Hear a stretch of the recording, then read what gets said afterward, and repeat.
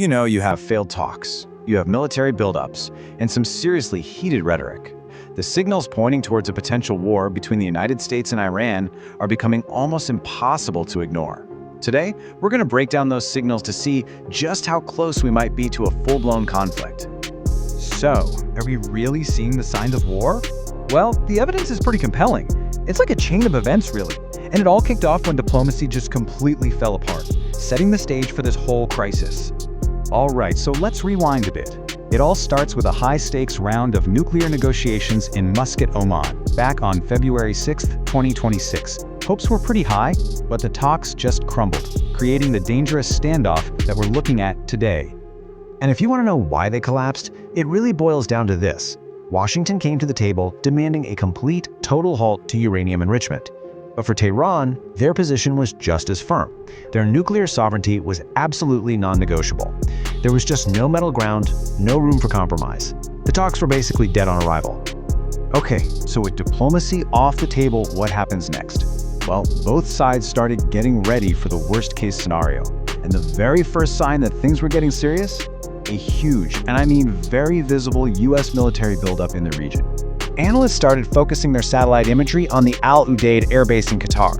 And you've got to understand, this isn't just any old base, it is the largest American military installation in the entire Middle East. And what they found there was a really significant and kind of worrying shift in military posture. Let's bring in an expert here. William Goodham, a forensic imagery analyst. He spotted something specific. He said, and I'm quoting, "Patriot missiles are parked and mounted on M983 heavy mobility tactical trucks."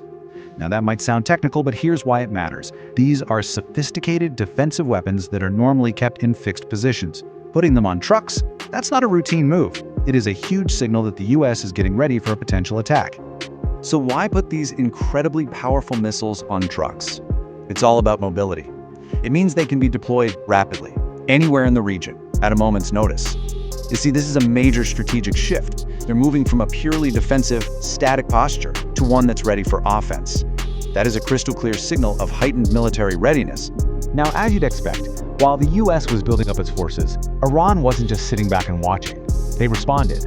But their move was different. It wasn't about showing off offensive power.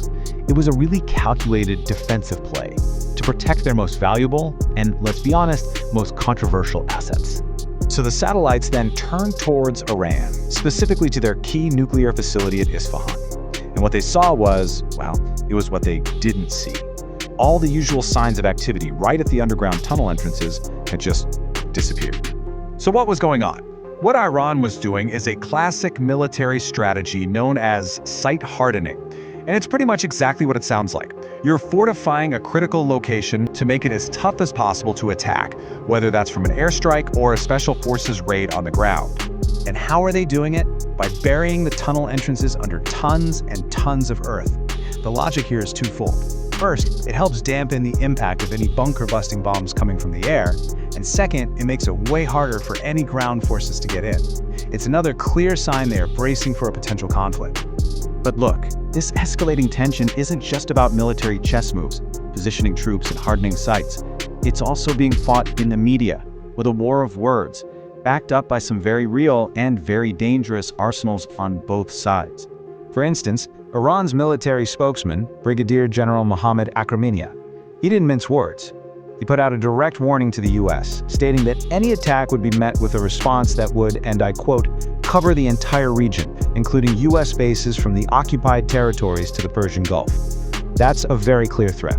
And you have to know that is not an empty threat. It's backed by a pretty diverse arsenal of ballistic missiles. You've got names like the Khorramshahr, the Sajil, and the Garter 110. These aren't just names on a slide. They represent a significant, credible threat that is absolutely capable of striking targets hundreds and hundreds of miles away, just like the general promised. And it's not just about ballistic missiles. You also have to look at Iran's Shahed drones. These things are a really serious threat. We're talking about unmanned aircraft that can fly for hundreds of miles, carrying all sorts of deadly payloads. They can be used for surveillance or even in these terrifying kamikaze swarm attacks.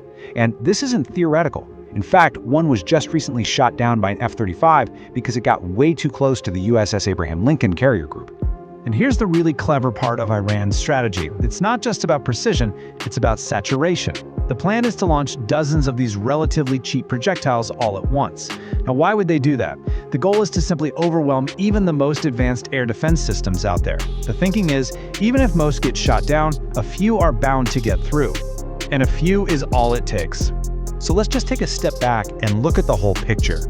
You've got the failed diplomacy, the US military preparations, Iran's defensive hardening, the threats flying back and forth. When you put it all together, the picture becomes alarmingly clear. The US and Iran are on a collision course. The entire region is really teetering on the brink of a major conflict. And at the heart of it all, the fundamental problem really comes down to one thing: a total and complete breakdown of trust. This phrase here, kepercayaan telah hilang, means trust is lost. And that's exactly it. Both sides have shown through their actions that they just don't believe a diplomatic solution is even possible anymore. When you lose trust, finding a way to de-escalate becomes incredibly difficult. So with trust completely gone and weapons at the ready, the question we have to ask might no longer be if a conflict will happen, but when. The fate of millions of people and the stability of the entire region really hangs in the balance. So will diplomacy somehow find a way to prevail? Or are we about to witness the start of a new war in the Middle East?